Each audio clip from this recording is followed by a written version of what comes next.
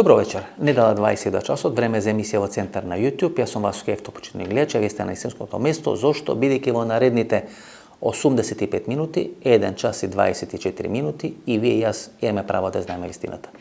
Топ тема изминатите 2 недели или изминатите 10 дена, конфликтот на Христијан Мицкоски, лидерот на ВМРО-ДПМН, со претходниот лидер на ВМРО-ДПМН Никола Груевски.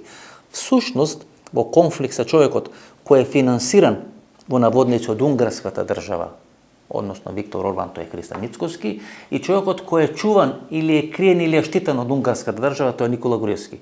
И ние сега нели треба да поверуваме дека тоа е вистински конфликт помеѓу Никола Груевски и Христијан Мицкоски околу столчето или тоа кој ќе биде власт во Белата палата. 1 час и 24 минути интервју со Оливер Андонов.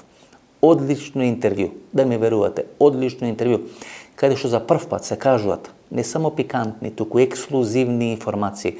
Информации кои ќе фрлат сосема поинаква светлина, всушност ќе сватите за што се работи и за што станува збор. Останете со нас, погледнете го интервјуто, сигурно нема да зажалите. Добро вечер, Оливер Андонов, поранешен министар за внатрешни работи. Добро вечер, господин Евтов, благодарам на поканата. Кратко, ама сладко, што се вика еден ден. Си ви? Со таква брзина со која станавте и си заминавте од функцијата министар за внатрешни работи, вие ќе бевте побрзо од Усеин Болт, ќе направите светски рекорд на 100 метри трчање.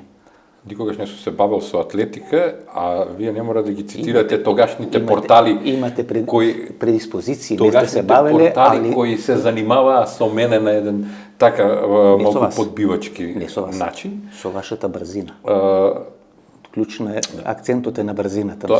Вие сте брз, брзо ги завршувате, брзо ги правите работа. Вие сега тоа го кажувате од ваш аспект на гледање, но тогаш мислам дека се сеќаваме двајцата како се одвиваа атаците врз мене и да не се повторуваме зошто така се одвиваше во тој период. Во тек на емисијата ќе сватите зашто е воведот вака.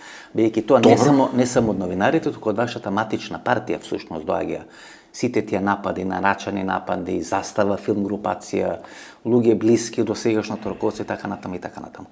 Но ајде да го почнеме интервјуто, тоа што е факт во моментот. Вие сте фракција. Токму така се дефинирате, вие сте фракција во ВМРО-ДПМН. Кога зборуваме вие, не јас, ние сме сепак поголема група луѓе во ВМРО-ДПМН, членови на ВМРО-ДПМН. Го обвинува дека сте сам, а јас ве ставам вие и од персирање, а сметам дека сте поголема група, нели? Поголема група сме. Повеќе од 3 или помалку од 3? Пошто се водите по законот за злосторничко, по законот за кривична одговорност и членот за злосторничко здружение. Познатите ВМРО-вски тројки, нели? Кои беа праќени во време на Михајлов и на Александров и на Никола Груевски. Многу повеќе од 3. И не функционираме по принципот на тројки, функционираме сосема транспарентно, со таа разлика што некако јас сум воглавном јавната личност која излегува ликот на фракцијата, така да кажам, а доколку има подготвеност кај медиумите, јас сум убеден дека и други би дошли да зборуваат. Значи многу повеќе од 3. Многу повеќе. Тоа значи 5 или 6. Ајде да кажеме, тоа е 100% повеќе од 3.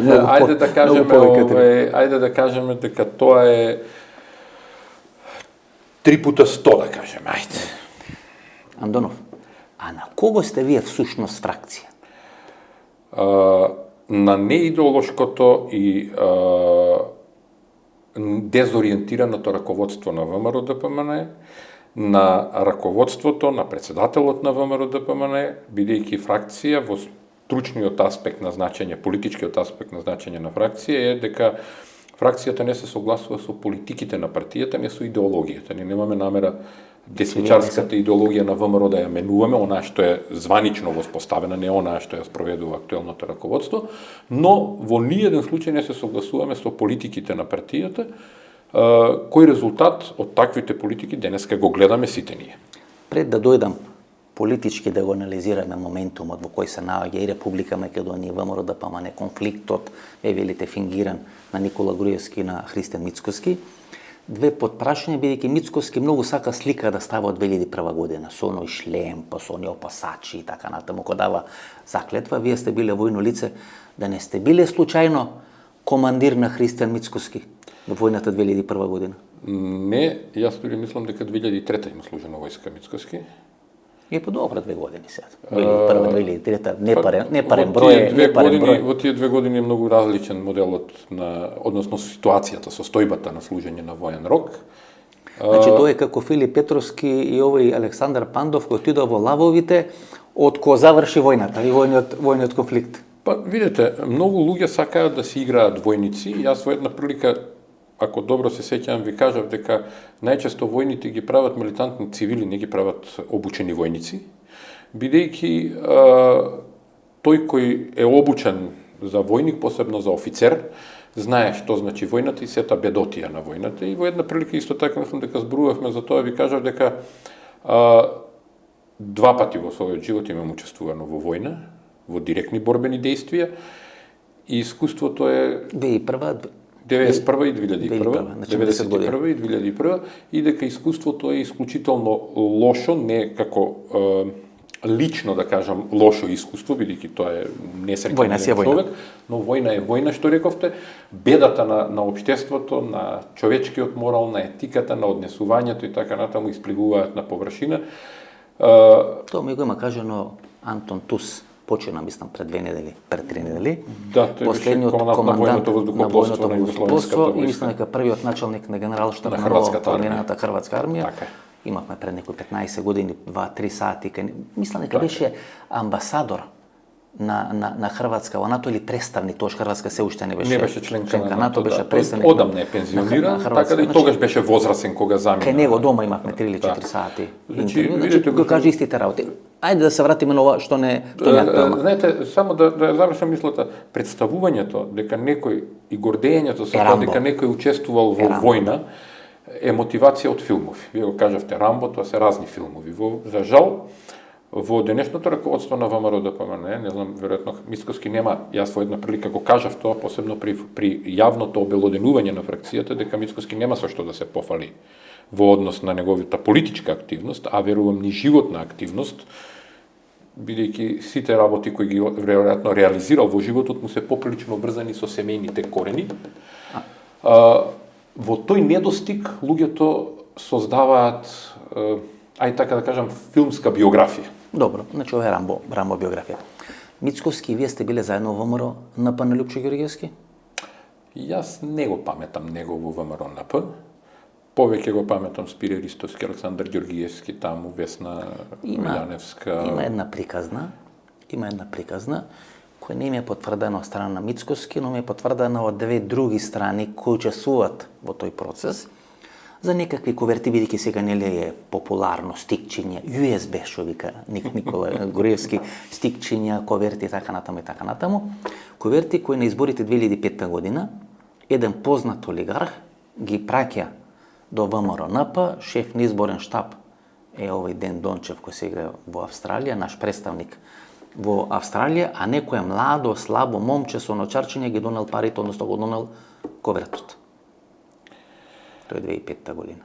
Јас во тој период да бев во ВМРО НП, во општинскиот комитет Куманово, но не се сеќавам за ваква некоја работа, немам таква информација, веројатно не сум бил на толку висока позиција да знам. Па добро, и овој. Но не се сомневам дека се финансирани. И овој бил курир, не бил на висока позиција, бил општински курир. Мојсов Стојан, нели, Мојстој, нели така беше, нели, она што се зафркавме во младоста или што правевме шеги. Тоа е возможно од кој аспект ви кажам, од аспект на поврзаноста на Мицкоски со Ангјушев, долгорочната поврзаност. Јас не го спомнам Ангјушев, реков еден голем олигарх. Па не го спомнавте вие, ама јас имам некои слушнати такви приказни за кои не можам ни јас да ги потврдам. Но можам да го спомнам Ангјушев и Мицкоски во контекст на првата средба. Значи, сега веќе кога кажуваме, јас Мицкоски не го познам.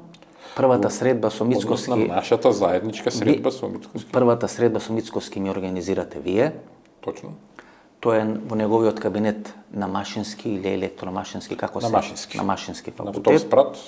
На втор спрат, кај што тој ни отклучил канцеларијата на Кочо Ангјушев и сака да не импресионира дека има одлични релации со Кочо Ангјушев, кој тогаш е вице-премиер, ако не се лажам, вице-премиер во владата на Зоран Заев. Тоа е не дека пред да биде избран 2017 во декември. Декември е средбата, првата средба Да, со почетокот на декември беше.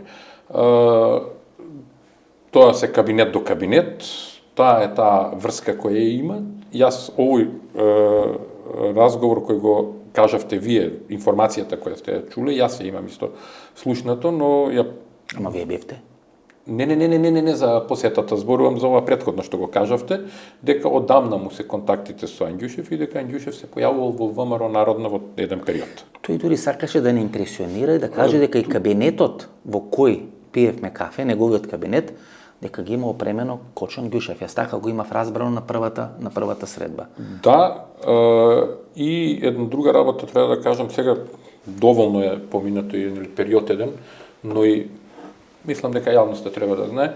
Во период кога јас бев дополнителен заменик министер во Министерството за внатрешни работи, кога одев на владини седници во владата на Република Македонија, Кочо Анѓушев доаѓаше во владата. Доаѓаше? Да. И ние си имаме сретнувано со него. Кај Никола во владата. Не беше Никола Груевски тогаш во владата, но доаѓаше. Тогаш беше нели овој во владата. Заменик од генералниот секретар Емил Димитриев. Не одеше кај Емил, кај други луѓе таму одеше во владата. Тогаш ако се сеќавате имаше заменици премиери, имаше други некои луѓе во владата и доаѓаше во владата. Значи каде кажете интересна траекторија, нели ако Па не се работи тука за траекторија, тука се работи за... Па како викат, здравие ако правите дневно 10.000 чекори, нели тоа сите ни окажуваат дека за да бидете здрави, за да нормално здраво функционирате, долго да живеете, треба најмалку 10.000 чекори дневно да правите. Кочо Анѓушев веројатно не можел да ги прави по скопските улици и преферирал тоа да ги прави по владени ходници, меѓутоа знаете на крај на денот не пишо кај сте шетеле 10.000 чекори сте направиле. Затоа можеби одел, затоа можеби одел користите лифт од подрум до тогаш не беа толку софистицирани мобилните, не беа толку смарт телефоните, значи само чекори бројани, не броја висина угорнени така натаму и така натаму. Видете Васко, јас со ова сакам друго нешто, нешто друго да кажам. Да дадеме пледоје политичката олигархија која во Македонија. Која ви има заробено партијата. И вие не само партијата, и државата. И вие, да, државата секогаш, но партијата ваша била некоја која се борела против таа олигархија. Токму така. И во еден време или во два временски циклуси, вие всушност главните победи на изборите ги добивавте токму борејќи се против таа или најавувајќи борба против таа олигархија. Тоа што сега во наводници се обидува Мицкоски да го пласира во јавноста дека тој ќе расчистил со криминалот. А тоа е всушност плашило кое олигархијата го користи за пресметување или за подобри позиции со меѓународната заедница. Не само како плашило. Не плашило како градото лице. Не плашило, како, знаете, вие ќе пуштите некој, како овие Дагау порталчиња што ги нарекуваше Јордан Орце Камчев, тие нешто ќе кажат и подоцна тие ќе ги смират тие Дагау порталчиња за да можат да се испазарат со власта, со меѓународна заедница. Со дека не завршат националиста. Добар и лош полицаец. Така е. Инаку не се сомневам дека Мицкоски е под директна контрола на таа олигархија и сега внатрешните состојби на таа политичка олигархија на која дополнително ја отежнува состојбата во ВМРО тенденцијата на раководството на партијата, на прво место на Мицкоски, на создавање на сопствена елитистичка приказна. И ако се сеќавате, некогаш тоа го почна Љупчо Ѓоргиевски, кога ако се зборуваше едно време ние ќе прераснеме во елитистичка политичка партија. Тоа сега го реализира Мицкоски на еден... Добро, Љупчо Ѓоргиевски беше на некој начин на фронтмен оние процеси балови, елита, покажување на раскош, па дојде Никола Груевски ја врати партијата заедно со Бранко Царенковски, нели да бидат во социјалдемократски да бидат не знам како возачи на ЈСП, да немат пари, да оди со службено возило скапо до Валандово или до Богданци, да го остава пред Валандово или Богданци и да влегува во некој старо возило со кој ќе влезе во некој други во регионов. Апсолутно, Александар Вучич така натаму и така натаму. Нели со старите Шкоди, нели Бела Чао Ладата, едниот дојде нели на власт со Бела Чао, други ој со Лада, другиот падна од власт. Ако беше Груевски подготвен на таков тип на игра, Мицкоски е посклон кон хедонизам. Кон раскош. Кон хедонизам. И понекогаш мислам дека тука има една шизофренична линија на политичка прагма, така да ја наречам, на политичко однесување, а тоа е од една страна сака да живее во раскош, а од друга страна да го имитира Вучич. Бидејќи имам едно силно чувство дека овде, барем кај нас во Македонија, сите сакаат да бидат како Вучич. Па добро, Веројатно политички успешни како него во домашната. Прави драмски паузи, се пресметува со меѓународна заедница, Поместување на научарите и така натаму. Гестакулации, Значи разни, сите тие нели кои ќе ги анализирате, прво ги слушате, говорите, настапите со тон, тонски да видите кои се параките, подоцна го исклучувате тонот и гледате како тоа изгледа без говорот тон. на тело. Говорот на телото Што го анализирате. Знаете, Значи се видам, ако Лјупчо Георгиевски стадна средно богат бизнисмен од кога падна од власт, веројатно ќе биде прв случај, ајде да не речеме во светот, туку во историјата на Република Македонија, некој да стане средно богат во наводници бизнисмен пред да дојде на власт. како опозиционер? Како опозиционер, како министер. Нели министер? Како министер за опозиција. Тоа сака да кажам, значи тоа не е на власт, е на власт. Како министер. Значи анкетен лист треба да доставува. Една прилика реков дека како министер за опозиција. И не сакам понатаму тоа да го нели коментирам во детали. Мене ми беше јасно после нашата средба во живо последна со Мицкоски докаде се дојде ни работите. Знаете зашо ја викнав? Викнав бидејќи со сите критики кои ги упатат луѓе на ваша адреса, нарачани во еден голем дел, а мислам дека сами сте биле поводливи да дозволите некои играчи да ја злоупотребуваат некоја ваша лојалност и така натаму, но тоа е тема. Тоа е моја лична карактеристика и проблем, бидејќи сум бил мек. Тоа е тема за некое друго интервју. Вие сте прва личност од тимот на Христијан Мицкоски кој кажува дека политиката која се води е погрешна. Сега сите се првоборци, Тоа е точно. Сите нели се фала за партизанска споменица, ако работата трни, ако колата трни по удолница, а ако не трни тогаш ќе дојдат партизанска споменица бидејќи не кажале, но вие прв таму уште некаде 2019, а подосна веќе 2020, после првата година на корона, се дистанцирате јавно од политиката на Христијан Мицкоски. Господин Естов, вие се сеќавате на нашето интервју 2019 после председателските избори. После победата на Гордана, Да, победата на Гордана Јанкуловска, на Гордана Силјановска, се извинувам, на Гордана Јанкуловска, не мислев лапсус. На Силјановска. И јас прв пат тука се судрив со директната, така ќе кажам, директниот наметнат наратив на партијата. И тоа е таа машинерија за која се зборува во ВМРО, некој смисли како да се зборува за нешто што може да биде потполна лага. Јас тоа ја прашав кој победи на председателските избори. Нит нешто брутално ве напаѓав, нит нешто вадев документи, само ја прашав господин Андонов, кој победи на председателските избори? И логиката беше сосема нормална, па кој седи на председателско место? Бидејќи вие нели правевте одредена приказна мантра која кажувавте пред вашето членство, говорам за Мицкоски, дека вие сте победници. Тогашната партија, тогашното раководство на чело со ВМРО, тоа го направи како наратив, бидејќи и требаше оправдување за победа. И ќе видите сега како. 2017 година на локалните избори Христијан Мицкоски беше генерален секретар и носител на листа во Скопје. И тој ги изгуби изборите. Генералниот секретар вообичаено во ВМРО ДПМН е шеф на изборниот штаб. Тоа е функционална работа, затоа што тој раководи оперативно со општинските комитети, местните комитети, постапката излези да гласаш од врата на врата и сите оние изборни активности. Мала дигресија. Владо Бучковски на локалните избори 2000 година, бидејќи немаше државна функција, беше носител на листа во Скопје на СДСМ, кој победи и после прави одредена кариера и стигнал председател на партијата. Мицкоски ги губи како носител на листа локалните избори. Точно. И тоа катастрофално ги губи локалните избори. Тоа ми беше поентата да го кажам, значи ги губи локалните избори. Ние жестоко изгубивме таа 2017 година. А тој станува лидер. Истата таа година тој стана лидер. Значи подготовката да дојде на тоа лидерско место, очигледно беше почната претходно, уште во времето како советник кај Груевски, па потоа именување за негов за генерален секретар на партијата, значи полека во еден краток рок да се доведе на позиција.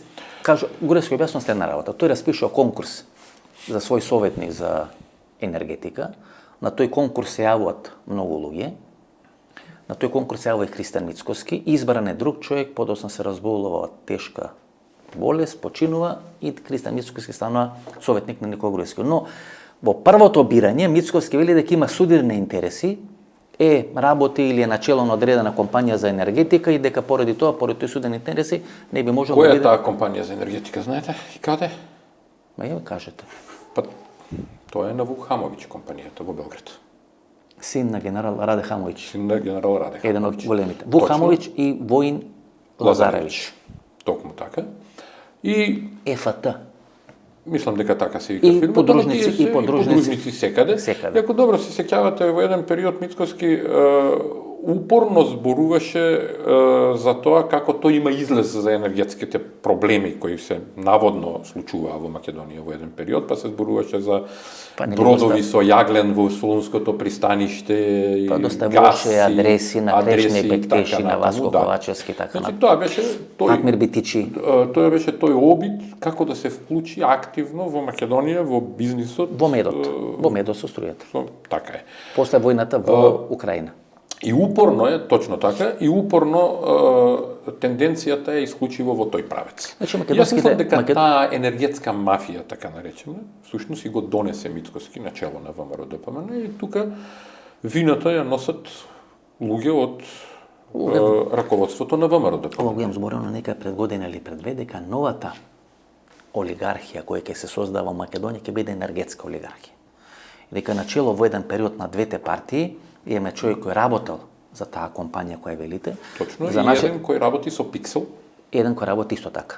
Со фотоволтаици така натаму и така. Значи два играчи кои се од делот на енергијата, кои доаѓаат начело на двете најголеми партии во Република Македонија. Тоа е новата олигархија која ќе се формира. Енергија, струја, продажба, зелена енергија. Мислите дека старата, така наречената стара олигархија нема да се вклучи во тој бизнис? Да се вклучена е апсолутно, мислам, но говорам дека начело на партиите. Инаку таа компанија има седиште во онаа зграда до Ушче, што е поранешниот централен комитет на Сојуз на комунистите на Југославија, значи тоа е таа зграда. Има краг во одредени компании кои вршат истражување на јавно мислење. Едно од тие компании ги водат кампањите на Александар Вучич, а случајно и на ВМРО, и на ВМРО ДПМН, истражување на јавно мислење така натаму. И тука е таа спојка, таа поврзаност која постои. Затоа сега во Њујорк Александар Вучич во тие брифинзи, неформални средби со меѓународната заедница го брани ставот на Христијан Мицкоски, нели го оправдува дека е многу мал простор до председателските и до парламентарните избори за тој да може да го спроведи целиот тој процес на менување уставни промени така натаму. Токму така за да може да преживее. За да може да преживее. Но му фрли гума за спасување. Бидејќи ако има одолни председателски од парламентарни избори, не сум убеден во тоа дека ќе преживее Мицкоски во целата таа работа, затоа и ви реков, 2017 се губат избори, 2019 се губат повторно избори.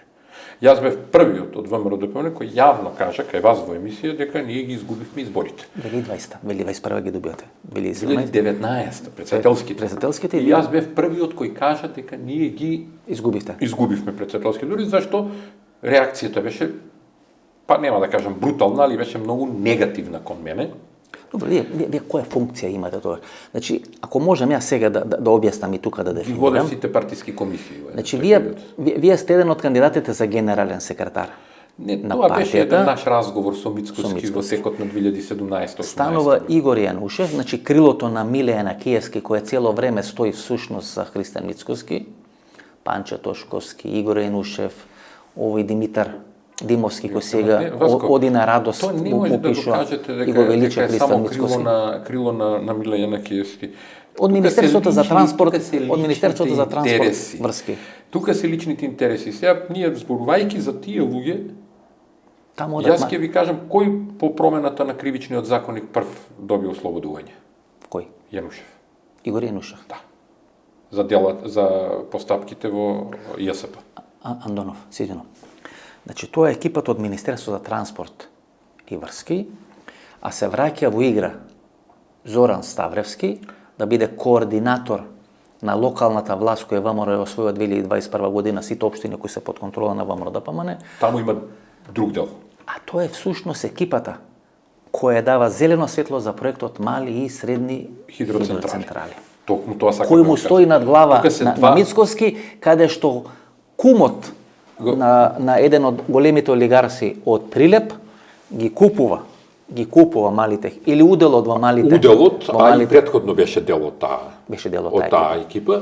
И така се дистанцира Мицкоски, нели, од малите формално од малите хидроцентрали. Но токму дојдовме до на суштината, вие малку ме забрзавте во тој дел, ама добро, во ред ќе го кажеме тоа сега веднаш, нели? Сушто што се случи? Доаѓањето на Мицкоски на чело на ВМРО ДПМНЕ беше предусловено со негова компрометација, односно влез во тој систем на коруптивност. Тоа што го говорите постојано. Да. Прво ќе ве корумпират. Го корумпираат и компрометираат за да може сега да работи ова што го работи. И тоа не е активност исклучиво врзана со Македонија, тоа е регионална активност. Така че дека корумпираноста оди во повеќе, ако корумпиран го носат на чело на ВМРО ДПМНЕ со мали и средни хидроцентрали. Тоа ги завршува сите активности што треба и затоа станува средно богат бизнисмен пред да дојде на власт. Бегањето на Никола Груевски го слави во една позната, тоа нели е наслов на оваа емисија за мембари која ја објавувам во вторникот. Во Шаран дека славел. Ами тоа е корупција. Односно тоа е компрометација. Компрометација, ама бидејќи од таму типна компрометација. Така функционираат српските служби.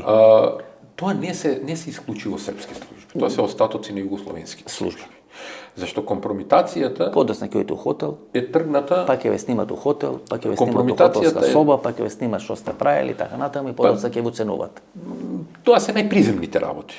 И па добро. И најчесто, знаете како, сега малку ме насочувате на друга работа, но како кажам тоа, најприземните работи на службите се лична компрометација. Така функционира. Во современиот свет денеска луѓе и со поинаква сексуална ориентација немаат гајле. Не име гајле. Тоа во Грција. Нашли на чело на Сириза доаѓа човек кој живее кој работи во Америка. Говориме Грција која е поконзервативна треба. Но Сириза е сепак друг тип на политичка структура. Кој со својот партнер ја слави победата. Токму така. Сега. Значи тоа се веќе, ќе кажам така, истрошени модели на компрометација. Новите модели на компрометација се компрометација во однос на коруптивни активности. Пари, имоти, сделки, учества, хациенди, на Црногорско приморје и така натаму. Хедонизам.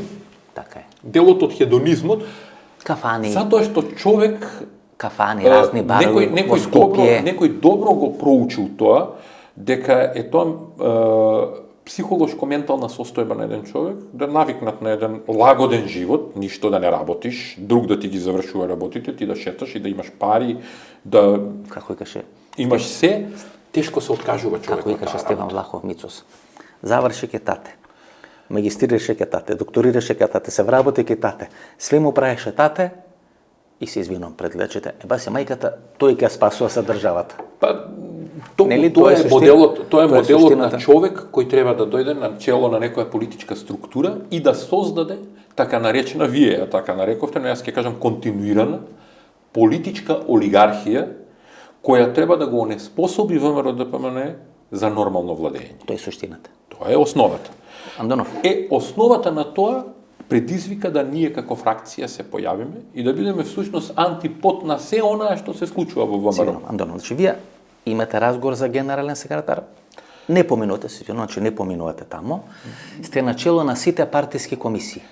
Само едно појаснување за генералниот секретар. Тој побара од мене предлог за реконструкција на партијата, значи организацијска реконструкција на партијата, како го гледам тоа, јас го доставив тој предлог до него.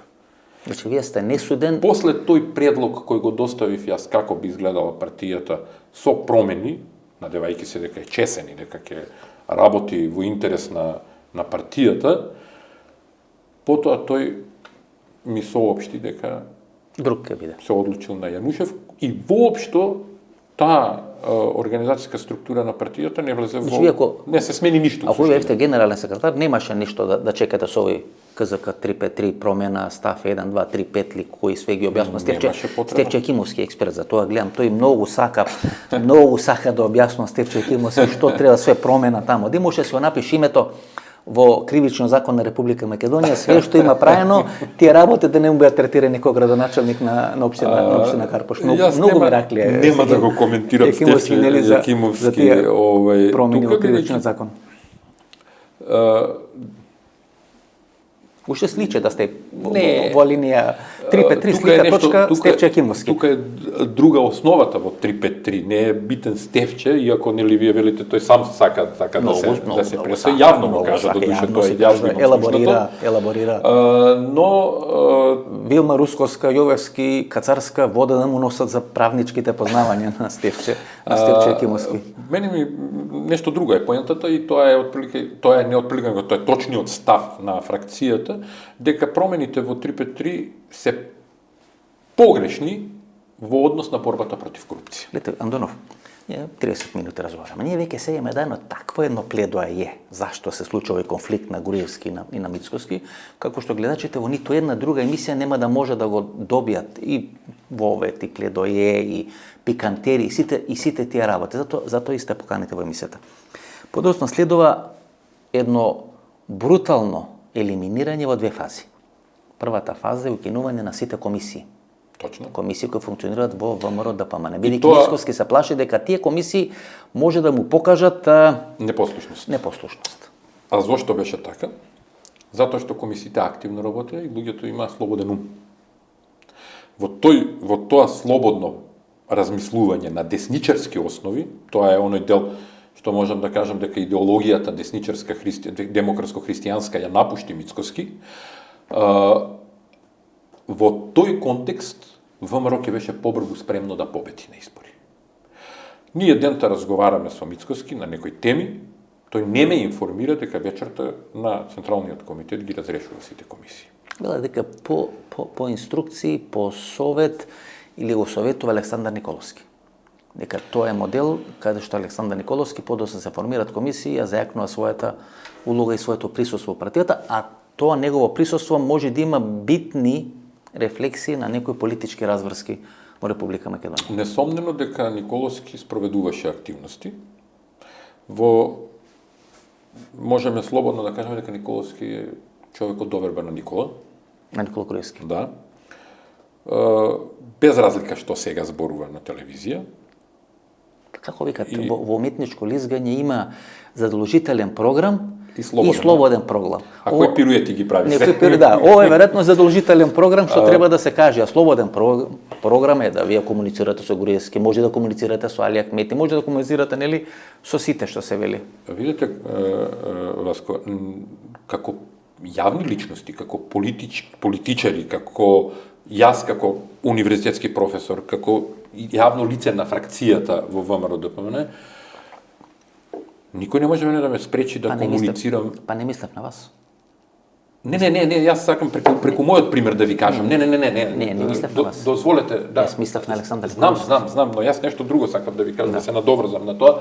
Преку мојот пример. Никој не може да ми ако се надоврзувате, може, ако ми контрирате, ќе мора да ви ратам, така да секој што некој се надоврзува, ја му дозволам да збори во оваа емисија. Вие можете и да ми можеме и јас вам и вие мене да ми контрирате, не значи дека мора да бидеме на иста линија, но сакам да се надоврзам во овој случај.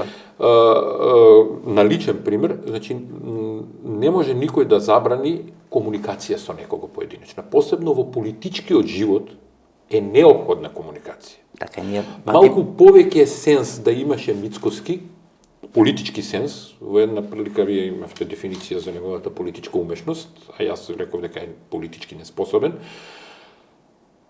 кога ќе му се појави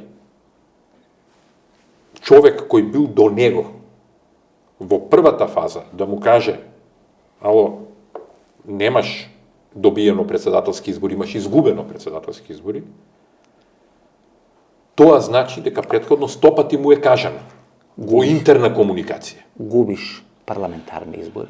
Кога ќе му се појави човек да му каже, тој исти човек за парламентарни избори има шанса да формираш влада, треба да влезеш во сериозни преговори со ДУИ, ти одбиваш, значи ти имаш задача од некого да не ја внесеш ВМРО ДПМН во власт. Бидејќи тие избори 2020 година всушност ги одбележа конфликтот помеѓу Зоран Заев и Али Ахмети.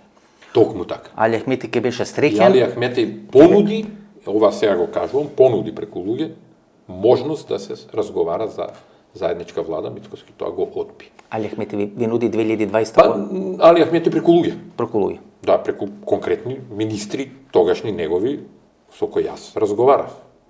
Имаше определени услови под кои требаше да се влезе во една таква влада, Христијан не го прифати тоа. Тој може да зборува ја подуцени, јас ове, не, тој имаше задача да не прифати. И Бега. токму така. Од вонредни избори во Штип. И на крајот доаѓаме до една друга работа, ќе се вратиме на тие партиски случувања од таков аспект, доаѓаме во ситуација и излегуваме како фракција, тој не разговара со фракцијата. Тој се обидува музика да ми пушта во позадина, што е дегутантно, нели? И не ги решава прашањата во партијата да прави обединување на партијата. Добро. Таа монолитност која сака да ја демонстрира всушност е шуплива работа. Андонов, кој би бил некој искусен, да не речам паметен политичар, и кој планира да влезе во конфликт со Никола Груевски, претходно не влегол во конфликт со Оливер Андонов, не влегол во конфликт со Даниела Арсовска, го враќа Љупчо Ѓоргиевски, целата таа екипа ја продава приказната дека го обединува ВМРО-вското тело кој не успел да го обедини Никола Груевски и на крајот влегува во конфликт со Никола Груевски. Тогаш Никола Груевски го прави конфликтот, а не човекот кој во изминатите 5 години се скарал со сите кои размислувале различно од него. Значи, но ќе се вратиме на тој конфликт Мицкоски. Вие сте брутално елиминиран, не само од комисиите, пуштен ви е текст во еден портал, нарачен текст во еден портал, Точно. кој сега е предмет Жолт печат. кој сега не само што е предмет на судско обвинителски Кривични истраги, прогон, туку е кривичен. Процесуиран кривично и мислам дека е осуден. Осуден, пуштен е сега нешто поради некои здравствени Не, проблеми. следав тоа воопшто. Колку што мене ми кажуваат, и пуштен е текст од одредена белешка која вие доставувате до Христијан Мицкоски. Сега тоа е заклучокот не е добар. Тоа не е белешка која е доставена. Што е? Вие избегнувавте досега да говорите на Тоа таа не тема. е ништо. Што е тоа што вие му доставувате и некој од масата? Тоа не е доставено од Оливер Андонов. Тоа е доставено од некој друг. И јас во контекст на денешните случувања со USB-то, нели? USB-то на Никола Груевски и другите активности, точно години подоцна ми се потврди кој стои за тој обид за денунцирање. Тоа е таа групација која вие ја нарекувате Завиша филм. Завиша филм групација. Таа иста групација преку нивните ботови и лажни профили ме правеше дека сум српски агент. Српски шпион. Затоа што сум работел во ЈНА, затоа што сум завршил средно војно училиште. Бугарски шпион. Потоа преку некои други ботови дека работам за бугарските служби. Ама истиот бот е. Тоа е жена која има работено во Не беше истиот, тоа беа два различни ботови. Едниот е женски бот кој пренесува, кој е поранешно вработена, во Министерството за внатрешни работи, кој е поранешно вработена во собрањето. Мислам дека беше исто. Агенцијата или беше други колега ако не ви беше. И еден од овие албанците пратеници што градат сега низ Скопје во одредена Феличита комуникација. Така. Сега, пошто ние знаеме што се директна случува. удба линија, значи директна удба линија. И таа линија реши дека треба да ме елиминира, бидејќи во спротивно ќе се создадеше доволна внатрешна критична маса која ќе многу бргу разбереше дека Мицкоски не е тоа што треба да и дека нема да го врати ВМРО Таа Завиша филм во групација позиција на власт. некој му ја залепува како магнет на Христијан Мицкоски. Николовски. Директно. Александар Николовски. Без ракавици, директно Николовски. Значи некој му е залепона. И тоа ќе ви кажам како. Тоа тргна кога требаше да се случат, ако се сеќавате, измените во законот за АНБ и ОТА. Имаше прво закон за следење на комуникации, па беше законот за ОТА, па законот за АНБ. Во сите три закони, преку комисиите за безбедност и одбрана, јас бев вклучен и со директни сугестии што и како требаше. На инсистирање на Николовски, кој му се залепи на Мицкоски, а му ја откри слабата точка како да му се залепи, бидејќи Мицкоски има, ќе кажам, тоа се веројатно трауми од младоста, дека некој треба нон-стоп да го гали и да му вика него играле во мало, па треба сега да биде интересен. Секогаш му викаше да председателе, додека кога разговараше со мене, јас знаев и да му кажам, слушај, ова не е така, ова не е добро. И потоа има формирањето на Агенција за национална безбедност. Во тој процес и ОТА. Прво што направија, покрај сите мои сугестии кои ги дадов, една личност од ВМРО ДПМН, нема да го споменам сега, мој поранешен питомец, некој ќе се сетат, ги украде од кај мене од канцеларија од ВМРО сите мои забелешки, комплетните законски решенија. Што ја вадеше аферата со братот на шефот на военото разузнавање, а тој нема брат. Така. Од прилика, нели? Да. Па подосна морав да го спасувам колегата ЛЗ, да не заврши на топол оброк, бидејќи 3 пати на ден, три пати на ден, бидејќи таму освен чистачката во Министерството за одбрана сите се јавија да демантират. Токму поради овој Джеймс Бонд, кој давал лажни фейк ньюс информации. И со такви методи внатре во партијата, ја прво бев шокиран, некој да ти ги зема од канцеларија документите, за да ги нема, да те тргне од планираната комисија за преговори за таа работа. Се извинувам. Со еден коментар, само да го завршам, со еден коментар, што се буниш, ние сакаме ваков закон, кој ќе дојдеме на власт, тоа ни одговара. Нема, се извинувам се. Морам да ве прашам. Ајде. Значи, нели ви беше јасно дека Александар Николовски во директни преговори со Оливер Спасовски ги има завршено сите работи, па вие му бевте дополнителен товар му бев јас. Заменик министер на Оливер Спасовски во онаа влада. И вашите дебати, дуели, конфликти со Оливер Спасовски беа на Николовски во едни такви преговори. И јас требаше да бидам елиминиран. И бевте елиминиран. И бев елиминиран со помош на таа групација која ја кажа. Бидејќи Оливер Спасовски и Александар Николовски по список си ги стави или си ги вработија луѓето во Агенцијата за национална безбедност. Па нашиот представник Трајче Димков од ВМРО, кој како пратеник учествуваше во таа трансформација на УБК во АНБ, беше само проформата. Не само Трајче Димков. Поранешниот премиер Емил Димитриев се јави на собраниска говорница заедно со Фросина Ременска или Ременски, и Емил Димитриев го бранеше законот, а всушност не знаеше што е договорено, што е направено. Не знаеше. Апсолутно. И поминува изборот на првиот човек на ОТА со двотретинско мнозинство. Па не само на ОТА беше нешто друго. Сега му истекува мандатот или соистечен мандат. Да, соистечен таму оди тоа прислушкување, нели таму оди тоа. Па не, ама тоа е префрлување на свичовите. Тоа од таму до нив доаѓа овластувањето за одобрението за прислушкување од врховен суд. А првиот човек на ОТА е на списокот на тројца или на 4 играчи кои сегашната власт ги доставува. Ама има директни линкови со СДС. Ги доставува како наследници на Виктор Димовски, точно. Има директни линкови со тука е не е баш пријатно да кажам се куриозитетно еден детал за јавноста, за вашите гледачи. Образложението на еден состанок на Николовски по тоа прашање беше исклучиво приземен. Ние се договоривме дека ќе ја земеме државна ревизија. И на прашањето зошто прво таков тип на договори и што значи државна ревизија за нас, беше дека на тој начин ќе се парирало на СДС да не може да трошат државни пари. Дали денеска ВМРО ДПМН, и така нека е, дали денеска ВМРО ДПМН ја контролира државна ревизија? Апсолутно не. Тој избор, а подосна, зборам за првиот човек на ОТА, а подосна, нели, кандидат, еден од 3-4 кандидати за избор на наследник на Виктор Димовски, тоа е линија Неролд Муслив, првиот човек на Агенција за разузнавање, кој сега го обвинуват, дека ги има контактите со Никола Груевски. Истата ова групација, која пактира со него, или пактира со таа групација да избери прв човек на чело на ОТА. Јас ви кажав предмалку дека и која учествува во проектот на правење или на продолжување, на преземање, бидејќи се формира нели Агенција за национална безбедност, после планот Прибе, после прислушкување, после све треба да биде направена новата, уште со зградата во кругот на Министерството за внатрешни работи, после 7 години, значи дури ни зграда нова немат најдено. Значи целата таа екипа всушност учествува во и обвинета се едниот дел на екипата, го обвинува другиот дел на екипата дека преговарал со Никола Груевски за промена во кривичниот закон на И Република. јас ви кажав Амнестија и уставни пред малку измени. дека Николовски е големо протежен на Груевски.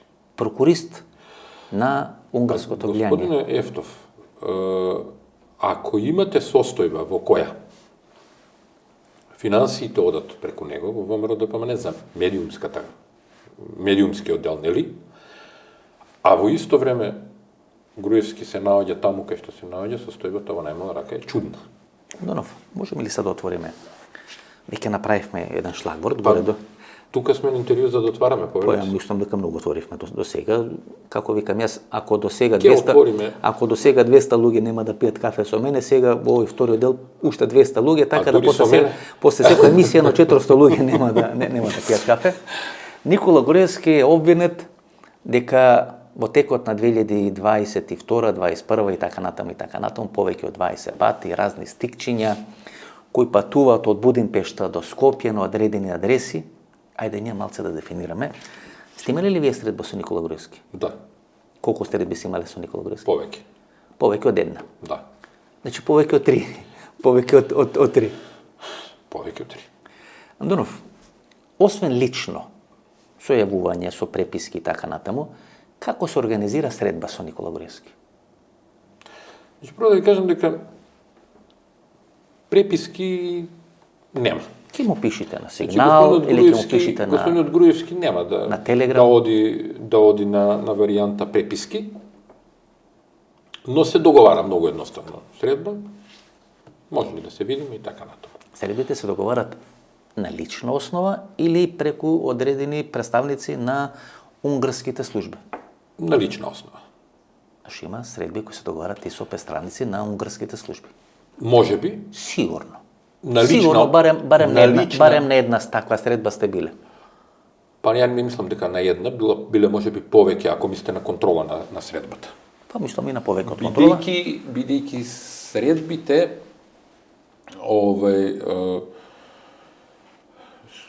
секогаш биле организирани таму каде што ќе закаже господинот Груевски Тамо средбата да биде. каде што му е речено, Каде што- да Тоа е закаже логика на размислувањето на веќе, господин да. Груевски. Господине Андонов, имаше еден текст кој го пренесоа опозицијските унгарски медиуми, кој го пренесоа подоцна и нашите медиуми, пренесоа и други медиуми во регионот, и тој текст, суштината е веќе позната, фирми формирани така натаму, но битно е на адресата кај што се формирани тие фирми. Тоа е адресата каде што живее господин Груевски. И тоа е адресата која е под контрола на унгарското разузнавање. Повеќе било на унгарските безбедносни служби. Се извинувам, унгарските безбедносни служби. Тоа е логично, Васка. Има фирма. Тоа е многу логично, господин Кој е Ефтов. Не форма? можете тоа да го избегнете. Поранешен премиер кој се наоѓа во бегство во друга држава, во екзил е човекот таму, тој е заштитен од тие служби. По кој основ? Заштитен Тоа е нешто друго. Или Или- под контрола. или под контрола. Значи исто значење има. Исто значење. Едноставно, вие сте таму. Вие не сте во сопствената држава. Вие не сте таму како турист. Има фирма. Околностите се такви. Има фирма која е вклучена во пиарот на Фидес. Се слушнале за таква фирма? Па ја не знам дали е фирма или некоја директна соработка. Еднаш месечно, велат унгарските извори, има средби со министерот за надворешни работи господинот Сијарто. И тоа би било многу логично. Значи, Тоа би било формацијски, многу- значи- Сијарто е задолжен, па дури во унгарскиот парламент објаснуваше и пред унгарските медиуми и објаснуваше комуникацијата Видете вака. со Никола Груевски. Значи, сосема е јасно. Тоа јас не гледам причина подлабоко тоа да го образлагаме со самото Ама не. заминување на Груевски во Будимпешта, Ама- тој е под нивна заштита или контрола. Ама мораме да го Тоа е објасниме. завршена работа. Ама сега. мораме да го објасниме. Не Кому зашто- тоа не му е јасно? Ма господин мораме, бидејќи некој тука излага и вели 20 USB-ња или Ама дајте, или ве стикчиња молам, или стикчиња кои патуваат од Будимпешта, кои излегуваат од територијата на Унгарија, од човек кој е контролиран од унгарските служби, Господин Ефтов, тоа е тривиалност. доаѓаат во Скопје. Тоа е приказна за луѓето. Значи доаѓаат во Скопје, па нели две фази. Јас не знам. Сам да кажам дека На кого му текна таква будалаштина? Па на вашиот овој лидер, вие сте се уште фракција, бидејќи сте ние сме фракција. членови на ВМРО. Вие го признавате легитимитетот на лидерот, не се согласувате, но го признавате легитимитетот на лидерот. Но меѓу другото не го признаваме ни ова што го зборува. Ние како фракција И добро, Андонов. да. Кој може тоа да го смисли дека 20 пати Ама господин Ефтов, неспособниот Мицкоски го фатил голубот писмоноса писмоносен на Груевски. Ајде да дефинираме. Мола. Вие не сте, така? Тој што ги носи 100%. Некој од Јас нема да кажам никој од фракцијата не е. Отштипшуе да не што пато често, ни тој не е. Не. Дури ни Ама е носел мама Наде. дури не па не знам дали ја носил. Ја носел, бил со мама Наде во Будимпешта. Вака се, дали овој прашањето веројатно кој ќе се наметне Па излезе сада Николовски и викаше ова е стикчето. Да, ама друго сакам да кажам нешто ова е нешто. стикчето. Прашањето кое ќе се наметне сега кај членовите веројатно на ВМРО ДПМН дали фракцијата е протежена на Груевски? Не е. Ќе дојдеме и до тоа. Значи, еве тврдам дека не е. Затоа и ви го во контекст на ова што ме прашате дали сте вие или некој од Штип или некој друг од некој друго место и така натаму. Затоа се ви ги поставам прашањата. Немаме ништо со тоа. Значи, Груевски преспива 3 или 4 години. Сите напади на Христијан Мицкоски. Груевски се знаеше што се случува. Апсолутно партија. Дури после она средба Дури тој го поддржуваше Мицкоски. Со Никола Тодоров, кој заминува во Будимпешта, со знаење токму на овие играчи, кои сега ги обвинуваат дека преговарат со Никола Груевски, нели, агенцијата за разузнавање и така натаму, Никола Тодоров оди во Будимпешта, мислам дека преку Словачка оди или преку Брат, не е ни важно, во хотел се среќава со Никола Груевски, трае средбата повеќе од 8 часа и Никола Груевски, велат добро информираните извори, све му прераскажува на Христијан Мицкоски, кој тогаш е болен од ковид. Првиот ден кога Христијан Мицкоски се враќа на работа, бара средба со Зоран Заев, се договара со Зоран Заев, пуштен е низ вода Никола Тодоров, одложен е пописот во Република Македонија 6 месеци. Тогаш Заев и Никола Груевски, многу во право за тоа. Никола Груевски застанува зад Христијан Мицкоски. Верувам дека сте многу во право за тоа. Затоа што вие сте верник, самиот побожен човек. Тоа е едно верување во Бога е едно, а да ви верувам на зборот и на ставот е сосема друго, а тоа не го кажувам затоа што сум верник во Бога, туку затоа што нешто слично имам искуствено доживеано. И нема да кажувам детали од разговорите, не е пристојно да кажувам детали од разговорите, но јас точно знам дека тоа е договорена била работа. Првата верзија беше дека некој стенограм од средба кај Стео Пендаровски, истото врапче или истиот гулап писмоносец го доставил до нив. И дека на таа средба е разговарано, дека некој Стео Пендаровски барал и така на тоа е, значи првата верзија. USB-њата и стикчињата се втората верзија и сега до крајот на целата ова приказна ние можеме да слушнеме барем уште 4-5 варијанти.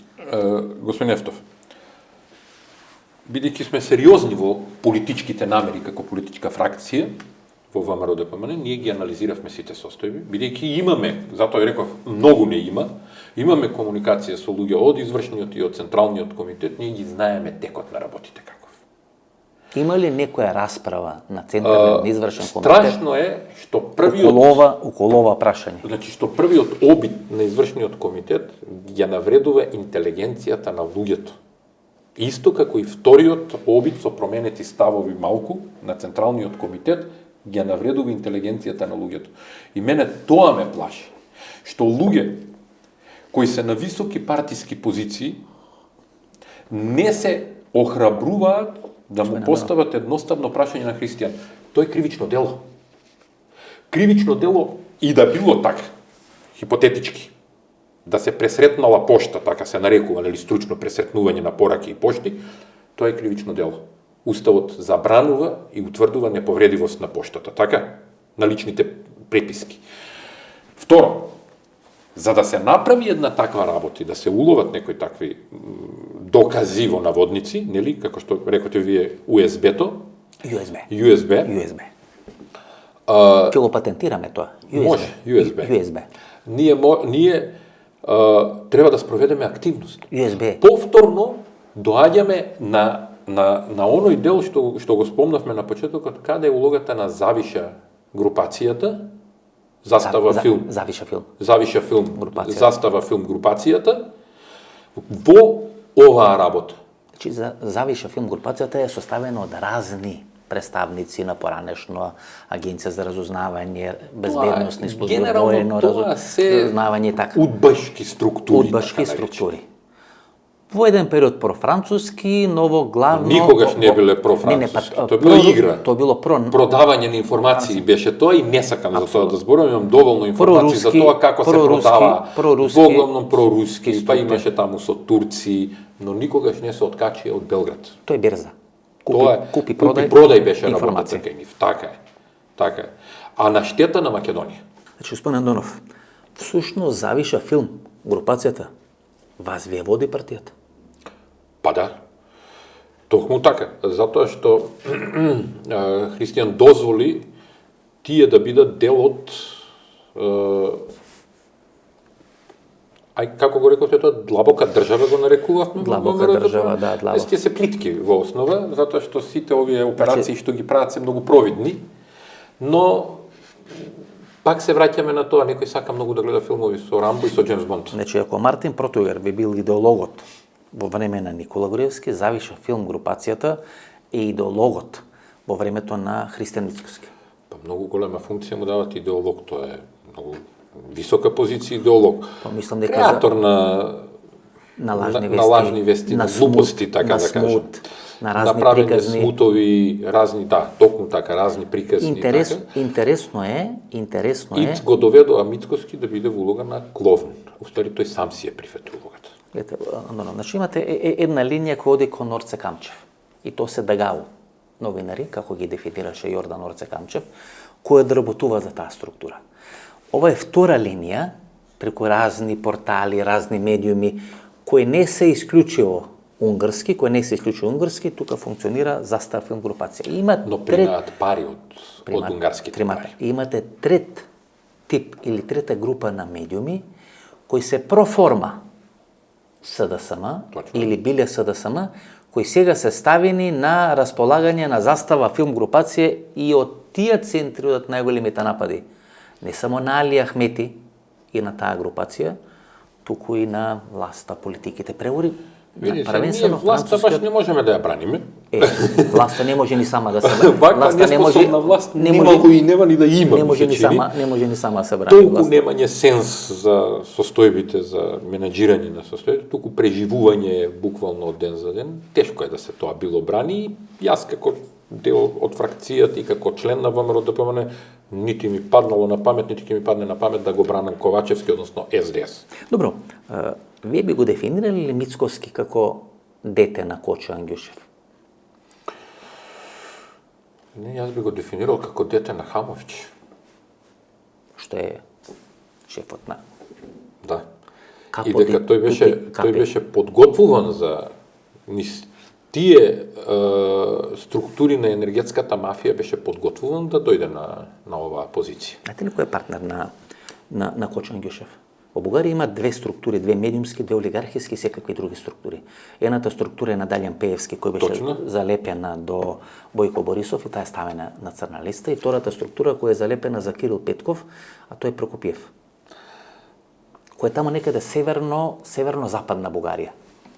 Потекло северо-западна Бугарија, значи случајно према Србија. Јас не се сомневам во улогата на поедини структури политичко-олигархиски во Бугарија, бидејќи тоа го гледаме како рефлексија кај нас. Кои се најголемите противници во Бугарија на членството на Македонија во ЕУ и кои упорно ги предизвикуваа конфликтите? Истите тие структури во Македонија имаат своји луѓе. Но имаат своји луѓе на политичка основа. Политичка основа која може да ја врземе за, ајде ќе се изразам така, за Сан Стефанска Бугарија. енергетска Сан-Стефанска Бугарија, еве така да дефинираме, тоа е модерно сега, нели? Политички Сан-Стефанска Бугарија, Македонија дел од Бугарија, нели? Но има поддржувачи тука во Македонија. Таа идеја. А енергетската приказна тешко ќе продрва во Македонија. Не само таа бугарска енергетска, тие долго време се обидуваат да дојдат и во Фени, се обидуваат да, нели, Неготино, ТЕЦ да го земат, комерцијална банка. Значи, Тето. И тоа беше едно време играта која сакаше Заев да ја релаксира таму. Божем да ја релаксира, уствари му беше и на него бизнис приказка, уствари му беше лажачката приказка кон Борисов, и таа приказка отприлика застана. Мислам дека на крај свати Заев дека треба да застане зад македонската олигархија и тој застана зад македонската олигархија во спасување на клучните системи на македонската олигархија. Да, ма тоа не е извор на само извор на македонска олигархија, тоа е олигархијата повредена со Белград. Сега гледаме оби за спасување на Јордан Камчев преку купување на банката на Јордан Камчев, значи тоа е, но тоа е Стопанска банка Битола. Тоа ќе го анализираме во некоја следна емисија, бидејќи вие бевте прв кој ги покажуваше тие графикони. И што е интересно, Бранко Царенковски го покажувате во исти графикон со Јордан Камчев. Ама дали има некоја разлика, господин Нефтов? Нема. И со Сашо Мјалков. Па кога спиле скарани Сашо Мјалков и Јордан Камчев? Никогаш. Па јас, еве уште еден куриозитет, да кажам, го имам сретнувано во правењето 10.000 чекори Камчев во партијата. ВМРО ДПМНЕ. Да. Па вие сте голема партија, 8 спрата, со тие теписи, со одење нагоре надоле, има вака, посебно ако се најдеш во исти лифт. Кинески мебел со терзија и како се вика. Кај што не мора на огледало, можете тамо да се чешлате да. Целата операција што сега ни се нам случува всушност е операција на олигархијата која го спасува војникот Мицкоски. Војникот Рајан. Да. Значи, Оскаровецот. Се е направено како тој да се спаси, да остане на чело на ВМРО, да може ВМРО што побрзо да се деструира, односно да продолжи да биде она што вие го кажавте на почетокот, плашилото. 4 средби со Зоран Заев. 2 документирани. И никаква реакција на извршен комитет, на централен комитет. Господин Нефтов ви кажа, Васко, дека нема кој да праша. Таа желба за власт, таа желба за тендери е така драматично силна во вашата партија, така драматично. Дури јас, знаете, вака, дури пежоративно велам, да го видат првиот човек со нивната сопруга, они вака ќе стават за да не гледат, па дури ќе рече тој подобар од мене и треба тоа да го. Мислам, знаете, сакам до апсурд да ја донесам ситуацијата. Партијата сама се донесе до апсурд. Бидејќи вие сте веќе толку зависни од потребата за власт што вие голтате, не мислам вие лично. Ве разбрав, како ВМРО, бидејќи ние сме членови на ВМРО и голтате како локум 20 USB-ња, 20 стикчиња пресретнато, па човекот што го носел, внимавајте, тие нашле човекот од доверба, а овие го пресретнале човекот од доверба, и тој им ги дал нив. И тој им ги дал и тамо се верува и се дебатира околу тоа, ми се измислам, па тоа не ја навредува интелигенцијата. Тоа ја толчи со токмак интелигенцијата и ја бетонира интелигенцијата. Не се дебатира. Се прифаќа како догма. Дека тоа е така. Па вие Заев ќе го прифатите. Така кажал Мицкоски и така ако ви рече Мицкоски, Заев председателски кандидат, вие ќе го поддржите Заев. Тоа е поентата која фракцијата цело време им ја зборува на членовите на партијата. Председателот на партијата е само еден од членовите. И добро, што ќе правите сега кој меѓународна заедница? Кој меѓународна заедница ќе му рече на Заев, како попче да се врати у СДСМ, да се дистанцира од Мицко, бидејќи веројатно тоа ќе биде моделот, како викат, тоа е моделот како ВМРО да не дојде на власт. Кризен менеджмент. Сега ќе му рече меѓународна заедница. На Заев да се врати, Заев ќе се врати ко попче. Да молчи. Овие од СДСМ ќе голтнат каде све Вице нарачувал текстови за денунцирање. Добро. Од разни докази, мокази и така натаму и така натаму. Знаете што ќе се случи? Највалканите ВМРО ДПМН нема да дојде на власт и тоа дополнително ќе ја ослаби партијата и ќе ја демотивира. Ние и денеска имаме таква состојба во партијата. Зашто дозволивте? Зашто дозволивте?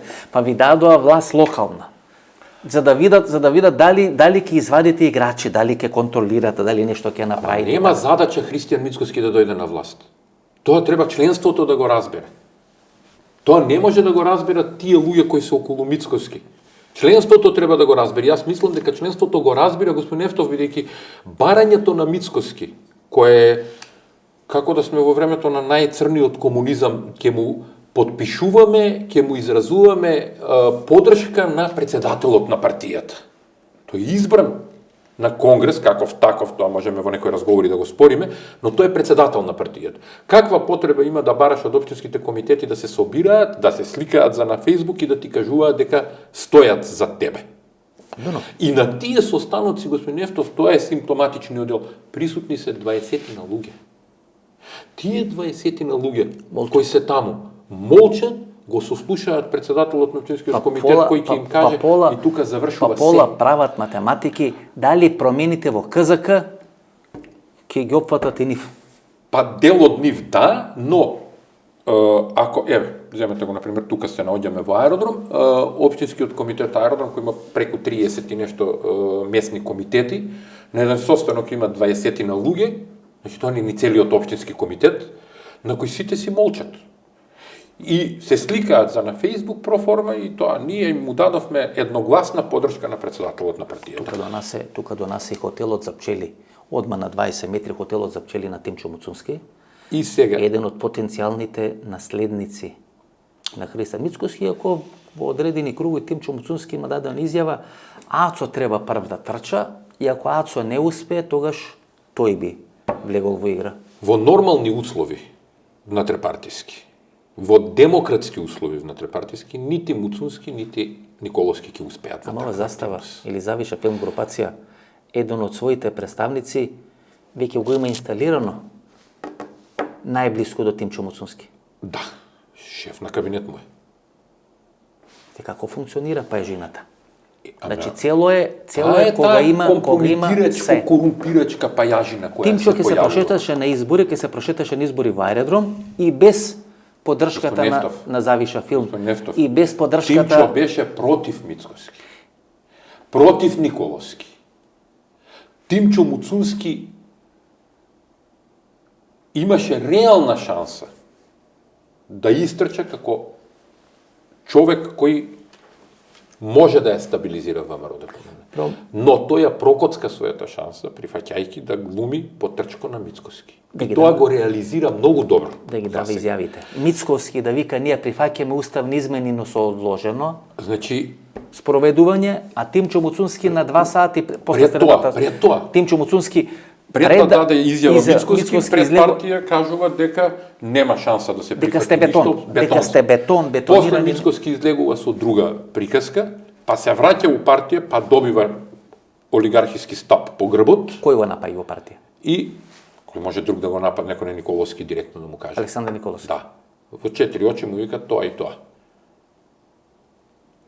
Тука се и Завиша приказката, но тука е и да не ги глорифицираме Завиша, не така ги нарекуваме, мада тоа е сплет на луѓе, тука не е еден човек кој тоа толку е умен, па тој тоа го прави, но тука е и пораките од неговите ментори олигархиски кои му кажат ти за тоа не си пратен. Тој беше, јас ви кажав, неговата компромитација и корумпираност за доведување на чело на ВМРО ДПМН беше насочена кон тоа да глуми спотер на Заев. Тука морам да ја вратам малце, многу работи кажав, но малце ќе ја вратам на Бугарија. Веселин Марешки, кој е пратеник, кој е кандидат на председателските избори во Бугарија, кој е голем олигарх, сега има бензински пумпи Марешки, предходно имаше 20-30 овие аптеки. Се бавеше со фармација. Тој го дава оној предлог да се спојат Македонија и Бугарија, нели Сан Стефански. Тој го даде оддамна, тоа мислам пред година дена има и нешто повеќе. Тоа. Не велеме дека сега, викам дека го дава тој предлог, кај што вели Зоран Заев би можел да биде прв премиер на таа заедничка држава. Тој ги прода аптеките на најголемиот фармацеутски играч читај Москва во Бугарија, кој се школува во Берлин, 55 годишта, на временски период е во конфликт со Бојко Борисов, па ги подобруваат. Ова кафетин коалиција или најмокната македонска компанија, со негова помош е присутна на бугарскиот пазар, но со негова помош е присутна и на рускиот пазар. И тоа долги години, повеќе Тие од се 25-30 тие се години. протежеата на Христијан Мицкоски. Точно, но Да ама дојде како кажавме на на власт, почеток, олигархиската или да не структура дојде во на- Македонија не е изворна македонска олигархиска структура. Тоа е врзана Но за добро да се старите каже. југословенски служби кои се врзани за Москва. И затоа ние имаме политички проблем. Затоа таа олигархиска структура го создаде Мицкоски Нашо, преку Груевски, нашо бидејќи дете. јас сум убеден дека Груевски учествуваше во таа работа. Апсолутно. И јас ви кажувам дека нашето искуство како фракција ни укажа на тоа дека таму не постои многу голема разлика. Тоа е како Бранко Царенковски да каже дека не стои зад Радмила Шекеринска.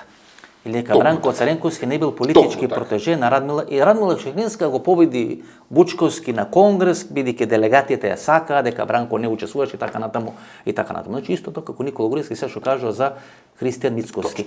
Нашо дете е дел на проектот во кој мора да биде вклучен Никола Груевски. Така е. Кога се пазарат со Никола Груевски, од Заев до сите овие олигарси, се пазарат на чело на партија да донесе човек што не може да ја донеси партијата на власт без нивна асистенција или кога тие ќе му дадат зелено светло. Тоа е логиката. Зелено светло нема да му дадат поради тоа што треба да ја одигра улогата на анти-ЕУ приказна до крај. Кога нашо дете во СДСМ ќе биде во лоши односи со Заев и во лоши односи со олигархијата, лидерот на СДСМ и премиерот, Тогаш ќе му дозволат, тогаш нашо дете од ВМРО Но- ќе го земат и ќе го спротистават на таа политика. И тоа што не го гледа, ако некој не го гледа тоа, тогаш е слеп или не сака да го види. но јас ќе констатирам една друга работа. Да не е Мицкоски во таа улога во која е да ја направи ВМРО ДПМН ВМРО Ваљево, нели? Анти-ЕУ, анти-НАТО политичка структура во која некој ми објаснуваше дека нашето членство било антиамериканско расположено затоа што не натерале американците да си го смениме името, а всушност некој наназад со децении, ќе кажам, го градеше нашето членство да биде такво. И Мицкоски нема да преземе мерки во кој ќе се демократизира партијата за да може да се ослободиме од тој товар, и тоа не верувам дека у скоро време ќе го направи, затоа и правиме таков притисок врз него. Сметам дека се обидува да раскаже една бледа приказна во која, знаете, И самиот не верува. не, тој што не верува, тој знае дека не верува во тоа, него во која треба нам, кои сме свесни за целата таа работа, да ни фрли прашина во очи. Андонов, да биме поштени до крај. Нашо дете од СДСМ е Ајнштен за нашо дете од ВМРО ДПМН. Бидејќи точно свати како светот функционира, овој не сваќа, има војна во Украина, има војна Руска Федерација и така натаму, 1000 километри од овде Украина и нашо дете не сваќа дека всушност не гласање за уставни измени е безбедносен ризик, па го пратија пред 4 дена. Ама јас тоа го напишав Дојде наследникот на Весли Кларк. Во моментот кога ќе се вклучи војна дипломатија, Господин Нефтов, кога ќе се вклучи, па добро, вие сте биле јас го напишав тоа во интервју. Значи имав едно интервју, еден ваш колега ме интервјуираше, се објави на еден портал интервјуто и потоа дигна една галама зошто сум рекол дека Македонија без ЕУ и НАТО, без ЕУ ќе банкротира за 3 месеци. Тоа не е временска рамка од денес до 3 месеци, поентата ми беше нешто друго. Во просторот помеѓу Црно море и Јадранско море се знае чии се интересите. Токму затоа, ова што сега го кажувате, нели, пратена војната дипломатија да функционира, е во таа насока. Па кога тие ќе дозволат на оној од Москва да стави шепа овде, или некој друг? Кога беше спакувана кариерата на Лјупчо Ѓорѓевски како премиер, кога Марк Дикинсон, амбасадорот на Велика Британија во Македонија, 2001 Кажа година дека јас вели веќе не можам. јас веќе не можам. И дојде шефот на НАТО. Доаѓа шефот на НАТО. Британец. Така. И тука нема што да се И разговара. зашто ние сега треба да зборуваме? Само треба да собереме 2 и 2 сизином. Видам од целата ова работа. На тие средби со Никола Груевски, што ги имате неколку, бара од вас независни листи? Тој директно не. Имаше некои други обиди преку пренесувачи на пораки, Преку гулаби. да, кои беа од наша страна одбиени, бидејќи поентата на фракцијата не е разбивање на ВМРО ДПМН, туку е обединување на ВМРО. Чендон овака како ве разбирам. Значи, најголем гулабар во Македонија всушност е Никола Груевски, бидејќи тој преку гулаби, тој ништо не прави, само гулаби лета тамо, нешто од Будимпешта. А и добар воздухот по Дунав, знаете, струење на воздух по течењето на реката. А после вртат по Морава надоле, Тука вртат по по Морава. голема Морава, па по јужна Морава, па на Пчиње и Бардарско-Муравска. Да. Бардарско-Муравска, нели тоа е омилената геополитика на српските аналитичари. Така. Што бил најголем гулабар што поставил. Значи индиректно бара независни листи. Сега значи гледате Стефче Акимовски, па Даниел Арсовска, кој случајно е почесен конзул на Република Унгарија во Република Македонија. Те го потребам вашиот термин да бидеме честни до крајот. До крај. Па да кажеме, точно ли дека Александар Николовски беше протежен на Даниела да биде почесен конзул на Унгарија? И дека тоа е негов договор со Унгарија? Со ова Даниела која не сакат. Да. Од која се дистанцира. За која јас реков уште во октомври 21 година јавно дека не треба да се подржи. Кој е со Бела Чао. Кој е со Бела Чао ви дојде со Бела Чао, па имаше таму некои нокни волци. Знаете, случајно нокните волци шпарта по скопските улици во неделата, кога се случува тоа што се случува во Косово. А што да кажеме? Ништо, ви се напика партијата, што кажете. Токму тоа. Вие сте до гуша. Вие сте во гуша, во водка, во шливовица, во некоја сланинче така, војвоџанско што ќе ви пратат кулен. Во гулаш некој што ќе ви го пратат. Некоја турли тава да не испадне. Не знам што ги испадне, не знам што ќе.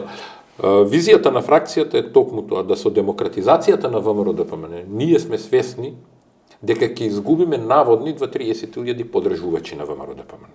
Наводни зошто? Затоа што тоа е таа структура удбашка која утре ќе замине од ВМРО. При првото воспоставување на демократски цели и релации во ВМРО ДПМН, демократски избор на председател и менталната промена на ВМРО која треба да ја направиме, која вие знаете да ја наречете груевизам, и тука пак ќе напоменам да ќе се согласам со вас како матрица на владење, не како однос кон личност.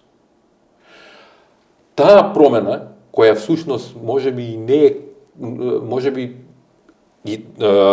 е преземена од олигархиската структура, пројугословенска олигархиска структура која и политичка олигархија која преку Груевски ја спроведуваше во Македонија и ја наследи Мицкоски у уште полоша форма, кога сето тоа ќе се демонтира и ВМРО ќе биде демократска партија, навистина како што носи во името демократска партија за македонско национално единство, а светите 4 букви ВМРО ќе бидат само идеалот на македонецот за сопствена држава, независна држава, тогаш ќе имаме и расчистување со таа Вардарско-Моравска долина и ќе имаме состојба во која ВМРО ќе заздрави.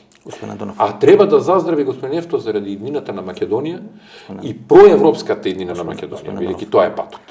Финале на разговорот, финиш на разговорот, за да не ве разочарам, ВМРО ќе оде во историја. Името Кој е ВМРО? Името ВМРО ќе оде во историја и тоа е дел на четвртиот пакет на преговорите со Бугарија. Тука е всушност сите кои во ВМРО разбират што се случува, точно го знаат. Почна да збори Не ме разочарувате во тој дел. Не ме разочарувам, тоа е Ама тоа ќе остане во историја како дел од македонскиот ген за борба за национална држава. Тоа ќе си преговарате со бугарите, дел на македонците, дел на бугарите, дел на заедничка историја ќе се дефинирате, пошто вие треба тоа да го дефинирате. Не е тоа проблем. Не, вие кои сте Не, таму, говорете. зашто немало во Втора светска војна пукање во Штип, зашто немало во Источна Македонија, значи сите тие работи ќе треба да се дефинирате со бугарите. Говорете, зашто да не? И за да не мора да ги дефинирате, вие всушност се блокирате република. Не вие, него целата партија. На крај. Значи, Ама тоа е оној дел што ви кажав, Сан-Стефанска Бугарија, која го блокира напредокот на Македонија. Ајде да фрлиме една бомба. Дали Христо Мицкоски му има ветено на Ескобар? Дека до крајот на годината ВМРО ќе гласа за уставните измени и дека конфликтот со Никола Груевски е всушност тоа да може да ги плаши своите во ВМРО ДПМН, дека ако не гласа за уставни измени, еве со помош на Никола Груевски ќе му подала партијата, нема никош партијата да дојде на власт. И тоа е едното прашање, второто прашање, господин Андонов. Вие не сваќате дека уставните измени се секундарното прашање, примерното прашање е рускиот казачок во Белата палата да не дојде на власт, бидејќи тоа во услови на војна во Украина е безбедносен ризик кој може да дестабилизира југоисточното крило на НАТО алијансата. Ајде вака. Ајде, имате Како сакате. фракција сме го анализирале тој момент. Јас ви реков дека помеѓу Црно море и Јадранско море е дефинирана работата. Дали Мицкоски му има ветено? Значи, ние нема шанса да дозволиме рускиот казачок да игра. Нема да ни дозволат. Дали Мицкоски му има ветено? Јас мислам дека му Ескобар. нема ветено на Ескобар. Туку, напротив, излегувајќи 5 минути од амбасадата на нашиот стратешки партнер на Соединетите држави, тој дојде во ситуација во која мораше да се прејде на план Б. А планот Б беше како да се одоброволи Мицкоски да се заврши целата приказна. Сега, тука има еден втор дел, а тоа е да, тој објаснува приказки во партија, дека ќе се подели партијата поради Груевски, а всушност самиот Мицкоски ќе биде дел од приказната која ќе ги натера дел од пратениците да гласаат. Ами играчите се знаат. Ами играчите се знаат. Тој на терен го прави тоа. Ја и не сакам да ви кажам кои се Тој на играчите. терен го прави тоа. Јас го гледам. Да не ве разочарам како фракција. Не може да ме разочарате. Да не ви кажам дали ќе биде Васко или ќе биде Ацо или ќе биде некој друг, значи јас не сакам да ви кажам. Не можете да ме разочарате со ништо, господин Ефтов, затоа што како фракција ние имаме јасен став. ВМРО ќе биде поделена или не? Уставните измени ќе биде поделена. Ќе биде поделена. Дете, Андоно, што? Ќе биде поделена, но само дозволете ми да кажам дека ние како фракција, тоа го сметам за важно и пред вашите гледачи да го слушнат, ние како фракција немаме проблем со внесување на бугарите во устав. И точно е, не е примерното прашање влегувањето на бугарите во устав. Примерното прашање е како Македонија да не оди во ЕУ, тоа им е примерното прашање. Ама Андонов, ама вас бугарите ви се у партија, кога ќе влезете у таа зграда, па вие само 50% бугари имате, по този дојте на сликите што се ставите. Ама господин Нефтов, тоа е шизофренијата на ВМРО ДПМН. Кој е Христо Татарчев? Па тој излегува од канцеларија. Како ни се вика палата? Христо Татарчев. Кој е Христо Татарчев? Ресен умира Торино, бара да биде погребан во Бугарија. Бугарија. Погребан во Бугарија. И целиот што пишува во неговиот тестамент? Дека е бугарин, мислам што има да пише. Оставината ја оставали на бугарската држава. На Кукушката и на Ресенската општина, ако бидат дел од бугарската држава. Апсолутно. А сега зашто зборуваме ние? Андонов, супер интервјуто, ќе ме интервју за неколку месеци. Ви благодарам, некои работи можеше и сакав да ги кажам, ама нема да ги кажувам сега, бидејќи имам едно прашање. Да, повелете. Како Данела Арсовска, наместо да биде Радмила Шекеринска, тоа што беше Радмила Шекеринска на Бранко Церниковски, беше Данела Арсовска на Никола Груевски, дефинитивно. Сега најверојатно ќе стане Весна Јаневска на Никола Груевски. Односно ВМРО-НП, каде што ќе најдат прибежиште Лјупчо Виститен тамо некаде 2004-2005. Навистина Терндафилов, Ѓорги беше пред Весна Јаневска, но Весна Јаневска подосна Маријан Додовски и на крај прво беше Весна Јаневска, па Терндафилов. Така. Весна беше ведето. Да. Како Данела Арсовска наместо Радмила Шекеринска успеа со успешна политика да стане Весна Јаневска. Поради лакомоста на Мицкоски. Едноставно. И поради целиот план кој треба да се изведе за разбивање на ВМРО ДПМН. Гласањето за уставот ќе се реализира, ВМРО ДПМН ќе се разбие и ќе имаме проблем. Затоа и ви реков, Како и да ни визијата на фракцијата беше и јасно му го кажавме, тој пак ќе го кажам на Кристијан тоа. Разбравме се на фракцијата. Че 30 пратеници на ВМРО треба сите да гласаат за уставни измени и нема да има разбивање на партијата. Точка. Донов. Никола Груевски вели дека Христијан Мицкоски бил најдолго на чело на ВМРО и најдолго ја држи партијата во опозиција. Тоа му е задачата. И кога ќе соберете, Лјупчо Груевски бил од 92 до 98 година, Груевски бил од 2000 и нема потреба да правиме математика. Тоа му е 2003-2004. задачата, ви кажав. Неговото донесување на чело на ВМРО и оној пророчка мисла или анализа некој, ако вака продолжиш, 11 ќе биде во опозиција, повеќе од тоа што беше СДС беше. Беше во опозиција. Тоа му е задачата, тој е доведен да биде спотер. Затоа се склучуваат и глупости со кривични закони во кои учествува ВМРО ДПМН, јавно учествуваше ВМРО ДПМН, за наша жал, и тоа да ги погледаме снимките, ќе го видиме тоа. Затоа пак ќе кажам, ние имаме сосема различна визија од него, во директна борба против криминалот и корупцијата, фракцијата е подготвена тоа да го реализира. Андонов, многу среќа. Ви благодарам многу. Одлично, фала за одличното интервју. Се гледа за неколку месеци, бидејќи ќе има драматични политички разврски во Република Македонија. Ќе има и ќе имаме за што да дискутираме. Фала многу. Благодарам. Ова беше интервјуто со Оливер Андонов. Јас сум Васко Ефтов. Како што ви кажав, едно бомбона или едно одлично интервју. Се надам дека не зажаливте.